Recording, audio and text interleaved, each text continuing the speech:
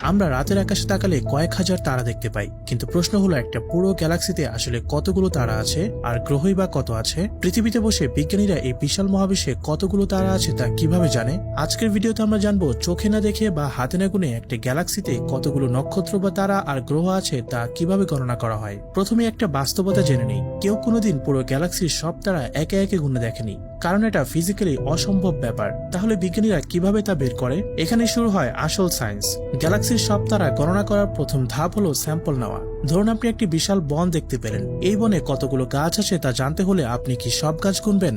না, আপনি বরং 1 বর্গ কিলোমিটার জায়গায় কতগুলো গাছ আছে সেটা গুনবেন। তারপর পুরো বনের আয়তনের সাথে মিলিয়ে হিসাব করবেন। ঠিক এই কাজটাই বিজ্ঞানীরা করেন গ্যালাক্সির ক্ষেত্রে। টেলিস্কোপ দিয়ে গ্যালাক্সির একটা ছোট অংশ বেছে নেওয়া হয়। সেই অংশে কতগুলো তারা আছে, কি ধরনের তারা আছে, সব ডেটা সংগ্রহ করা হয়। এরপর সেই ডেন্সিটি ধরে পুরো গ্যালাক্সির জন্য একটা স্ট্যাটিস্টিক্যাল এস্টিমেট করা হয়। যেমন আমাদের মিল্কি ওয়ে গ্যালাক্সির কথাই ধরুন। এই পদ্ধতিতে বিজ্ঞানীরা হিসাব করে দেখেছেন মিল্কি ওয়েতে প্রায় 100 থেকে 400 বিলিয়ন নক্ষত্র থাকতে পারে।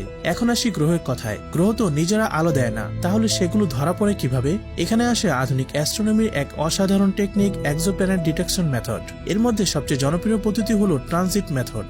যখন কোনো গ্রহ তার নক্ষত্রের সামনে দিয়ে যায় তখন নক্ষত্রের আলো খুব সামান্য হয়ে যায়। এই টাইনি ডিপ ধরেই বিজ্ঞানীরা বুঝে ফেলেন হ্যাঁ, এখানে একটা গ্রহ আছে। নাসার কেপলার আর টেস্ট টেলিস্কোপ এই কাজের এক্সপার্ট। এভাবে কয়েক হাজার নক্ষত্র পর্যবেক্ষণ করে বিজ্ঞানীরা দেখেছেন প্রায় প্রতিটা নক্ষত্রে অন্তত একটি গ্রহ আছে। তারপর আবার সেই একই কৌশল, স্যাম্পল থেকে পুরো গ্যালাক্সির হিসাব। মিল্কি ওয়ে গ্যালাক্সিতে সম্ভবত 100 বিলিয়ন থেকে 2 ট্রিলিয়ন বা তারও বেশি গ্রহ আছে। এগুলো সব আমাদের মিল্কি ওয়ে গ্যালাক্সিতে, মানে একটি গ্যালাক্সিতে, যেখানে আমাদের মহাবিশ্বে আছে প্রায় 2 ট্রিলিয়ন গ্যালাক্সি। মানে দাঁড়ায় এই মহাবিশ্বে নক্ষত্র আর গ্রহের সংখ্যা এত বেশি যে সেটা কল্পনা করাও প্রায় অসম্ভব। এই ধরনের আরো ইন্টারেস্টিং ভিডিওর জন্য আমাদের সাথেই থাকুন।